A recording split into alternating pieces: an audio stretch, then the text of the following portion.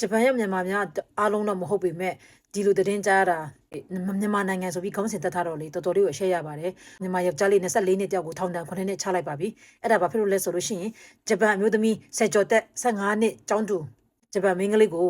လမ်းပေါ်မှာအာဓမပြုကျင့်မှုအတင်းအကျပ်ပေါ့နော်ပြည့်တဲ့လပိုင်းရက်22ရက်နေ့ည8နာရီခွဲမှာလမ်းမှာပေါ့နော်အဲ့ဒီမြန်မာကောင်လေးကအဲ့ဒီဂျပန်မျိုးသမီးလေးကိုတင်းအဓမ္မဇူးတွေပါပြဲပြီးတော့ထိခိုက်ဒဏ်ရာရပြီးတော့မှသူ့ကိုဖမ်းဆီးလိုက်တဲ့အချိန်မှာအဖြစ်ကိုဝန်ခံတယ်တဲ့ဒီနေ့မှာ9နှစ်အထိ9နှစ်ထောင်ဒဏ်ချမှတ်လိုက်ပါပြီနော်တော်တော်လေးကိုနှမျောဖို့ကောင်းတယ်သူ့အိမ်ကသူ့မိသားစုနဲ့သူ့ရဲ့အနာဂတ်အတွက်ပေါ့နော်ပြီးတော့ဂျပန်မှာဂျာသားနဲ့သူတို့ရဲ့လူမျိုးနဲ့သူတို့နိုင်ငံသူတို့လူမျိုးမဟုတ်တဲ့နိုင်ငံဂျာသားဆိုတာမှာ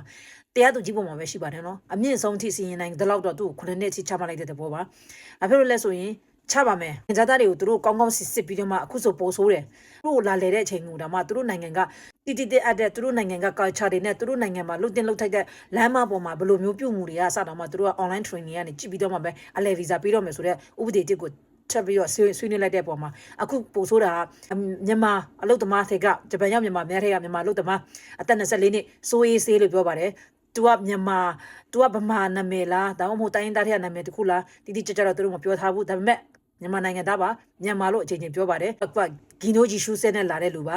ဟီရိုရှီမာမှာဖြစ်သွားပါတယ်တော်တော်လေးစိတ်မကောင်းပါဘူးကျွန်တော်တို့မြန်မာတွေဂျပန်မှာတို့ဖြစ်တယ်ဆိုတာလက်ချိုးကြည့်လို့ရတယ်ဘယ်လိုမှမလားဟိုတခါတငယ်ချင်းဟိုမိနစ်တုန်းကလေသူတို့တငယ်ချင်းနဲ့ဓာတ်နဲ့လက်လွန်သွားတာမျိုးပဲရှိတာဒီလိုမျိုးဂျပန်မျိုးသမီးပေါ်မှာဒီလိုမျိုးကိုယ်စိတ်ကိုမထိန်နိုင်မဲ့သူဆိုတာကျွန်မတခါမှအခုချိန်ကြီးတော့ကျွန်မတခါမှမကြုံသေးတာပထမဆုံးပါဒါပေမဲ့တော်တော်လေးအရှက်ရစရာကောင်းတဲ့ကြောင့်မလို့တို့မြန်မာဂျပန်သွားဖို့ကြိုးစားနေတဲ့လူတွေထဲမှာလည်းဒီမျိုးတွေမဖြစ်ရအောင်ပေါ့နော်ဒါလေးတွေနဲ့ဆင်ချင်လွှဲရအောင်လို့ကျွန်မကတော်တော်မျိုးဖို့ကောင်းတာထောင်ထမ်း9နှစ်နော်အဲကြောင့်မလို့ကိုယ့်ရဲ့စိတ်တင်ကားနဲ့ဒါလို့အထိနစ်နာကြီးပေးလိုက်ရတယ်ဆိုတာတကယ်တော့တော်တော်လေးမျိုးဖို့ကောင်းပါတယ်စမမနေ့ကသတင်းကောင်းတစ်ခုပြောလိုက်တယ်ပေါ့နော်ဒီ高市さんရဲ့ကနေစပြီးအစိုးရတစ်ဖွဲ့စည်းလိုက်တဲ့ထဲမှာတို့ဂျပန်နိုင်င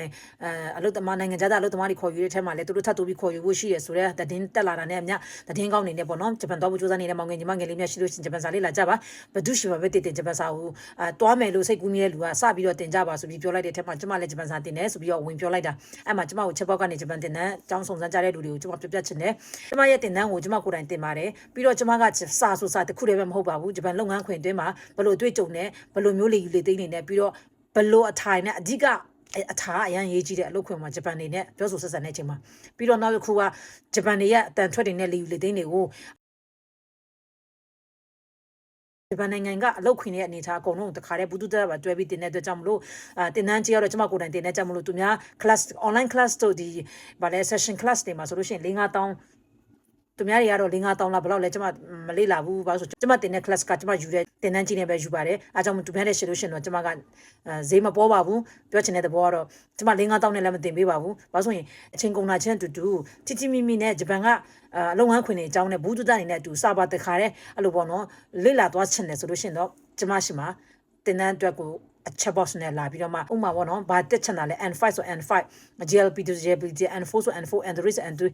N2 ဆို N2 ဆိုပြီးတော့မှလာမှန်းကြပါ hi တို့မင်္ဂလာပါတို့ဘာညာဆိုလို့ရှိရင်တော့ကျမကအရင်များတဲ့အတွက်ကြောင့်အဲ့လိုမျိုးချက် box နဲ့လာတယ်ဆိုလို့ရှိရင်တော့ကျမကမကြည့်နိုင်တဲ့အတွက်ကြောင့်မလို့ sorry ပါမကြည့်လိုက်မိမှာဖြစ်မှာဆိုလို့ပေါ့နော်အားကြောင့်မလို့ကျမကကိုရည်တွေးမှာမဟုတ်ပါဘူးကျမတင်တန်းကို join မှုတဲ့လူဆိုရင်သိပါတယ်ဘာလို့ဆိုကျမ2014ကတည်းကဂျပန်စာတင်လာခဲ့တာနာနာနိုနေဟွန်ဂေါဆိုတဲ့ခေါင်းစဉ်နဲ့ကျမဂျပန်စာတင်လာခဲ့တာ2014ကတည်းကပါအားကြောင့်မို့ကျမကဟို session ဆိုပေမဲ့လည်းလူအများကြီးနဲ့တင်တာမဟုတ်ပါဘူးအများဆုံးလူ6ယောက်5ယောက်ထက်မပိုဘူးအဲ့လိုမျိုးနဲ့ကျမထိမိမိနဲ့လူနည်းနည်းလေးနဲ့ချစ်လေးတင်တဲ့အတွက်ကြောင့်မလို့ပေးရတာချင်းအချိန်တူပေါ့နော်တခါရင်နဲ့ထိမိမိလုပ်ချင်တဲ့လူအတွက်ပဲလာပါဘာလို့ဆိုရင်ဂျပန်စာတင်တန်း class တွေအများကြီးရှိပါတယ်ကြိုက်တဲ့နေရာမှာတက်လို့ရပါတယ်ဘာပဲဖြစ်ဖြစ်ဂျပန်သွားဖို့စိတ်ကူးနေတဲ့မောင်ငယ်ညီမငယ်များဂျပန်စာကိုလေ့လာကြပါလို့ပဲကျွန်မအားပေးချင်ပါတယ်အားလုံးပဲဆင်ပြေကြပါစေ bye